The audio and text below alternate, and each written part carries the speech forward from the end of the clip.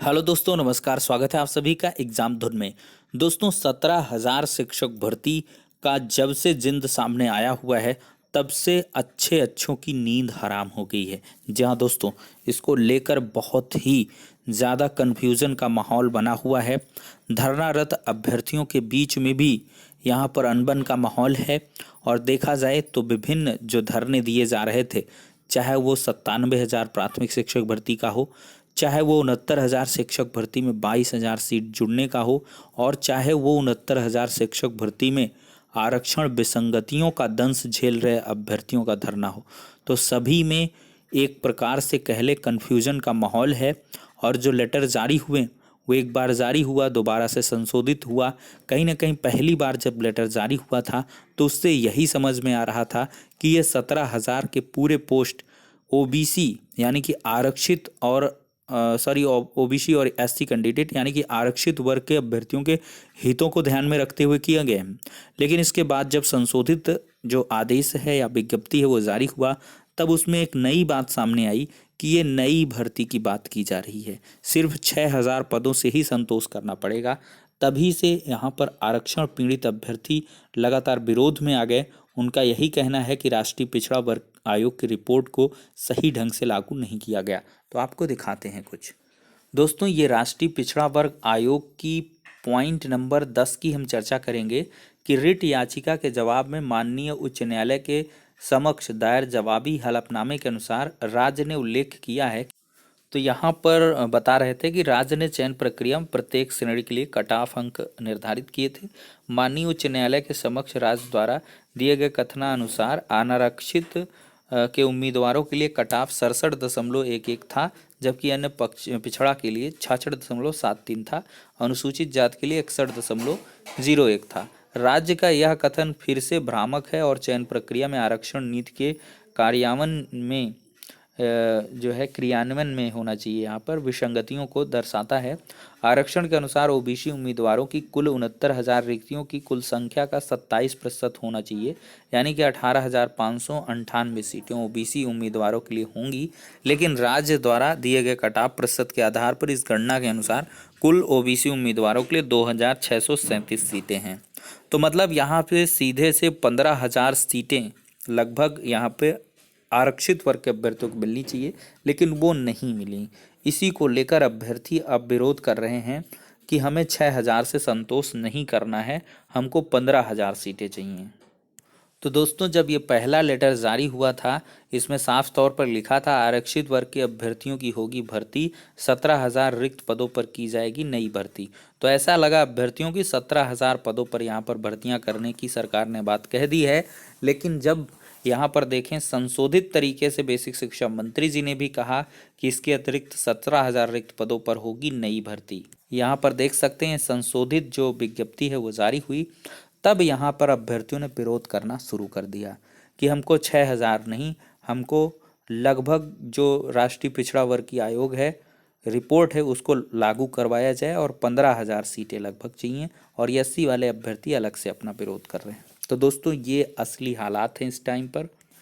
तो अब दोस्तों, असल और बड़ा मुद्दा बन गया है।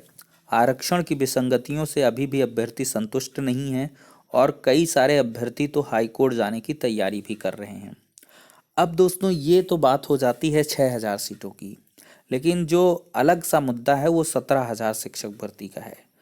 अब यहाँ पर दोस्तों ये बात चल रही है, कई जगह पर आपने देखा होगा कि ये 17,000 सीटों पर जो भर्ती की बात कही जा रही है, इस पर आपको सिर्फ और सिर्फ सुपर टेट जिन्होंने पास कर रखा है उनको फॉर्म भरने का मौका मिलेगा। यानी कि जो 69,000 में 22,000 सीट जुड़ाव की बात कर रहे थे, उन अभ्यर्थियों को इसमें मौका मिलेगा, जबकि नई कोई प्रकार की भर्ती देखने के लिए नहीं मिलेगी। और अभ्यर्थियों का ये तर्क बताया जा रहा है कि जो प्रेस नोट जारी हुआ है उसमें नई भर्ती कहा गया है, ना कि नई शिक्षक भर्ती कहा गया है। तो ये भी एक भ्रामक कथन कहा जा सकता है। और देखा जाए, बेसिक शिक्षा मंत्री जी ने स्पष्ट तौर पर कहा है, अब भाई बाल की खाल कैसे निकाली जाए। उन्होंने साफ तौर पर कह दिया कि जो 6,000 भर्तियां हैं वो आरक्षित वर्ग के लिए हैं, और अतिरिक्त जो 17,000 पद बचेंगे उन पर हम नई भर्तियां करेंगे। तो नई भर्तियां कहें या शिक्षक भर्तियां, भाई बात वही है। तो आई थिंक जो मेरा विवेक कार्य कर रहा है उसके अकॉर्डिंग यही है कि 17,000 पदों पर नई प्राथमिक शिक्षक भर्ती का विज्ञापन जारी होगा और उस पे सभी को अप्लाई करने का मौका मिलेगा। तो ये बात हो जाती है सुपर टेट को लेकर। तो अभी पूरी तरीके से ये नहीं कहा जा सकता है कि सिर्फ सुपर टेट पास को ही मौका मिलेगा, लेकिन यहाँ पर 22,000 के जो धरनारत हैं उनका अलग ही कथन है। भाई यहाँ देखिए, अधिकारों की लड़ाई सब लड़ रहे हैं, सबको चाहिए, अपना स्वार्थ दिखता है और स्वार्थ सर्वोपरि होता है। तो आरक्षण पीड़ित सोच रहे हैं कि कुल 17,000 सीटें हमको मिल जाएं, 22,000 वाले सोच रहे हैं कि भाई 17,000 में हमको एडजस्ट कर दिया जाए, और नई शिक्षक भर्ती वाले सोच रहे हैं कि भाई 17,000 से हमें संतोष नहीं करना है, 17,000 तो मिल गई हैं, आधा मैदान हमने जीत लिया है, अब पूरे मैदान के रूप में 51,000 जो सुप्रीम कोर्ट का हलफनामा है उसको भी मानते हुए कम से कम 68 से 70,000 पदों पर शिक्षक भर्ती का विज्ञापन जारी किया जाना चाहिए। तो दोस्तों, ये पूरा माहौल पूरे उत्तर प्रदेश में चल रहा है। इसको लेकर विभिन्न न्यूज़ चैनल्स में भी लगातार डिबेट हो रहे हैं और इसको लेकर विपक्ष भी काफ़ी ज़्यादा जो वर्तमान सरकार है उसको घेरने का प्रयास कर रहा है। तो दोस्तों, क्या आरक्षण की रिपोर्ट अभी भी अधूरी लागू हुई है?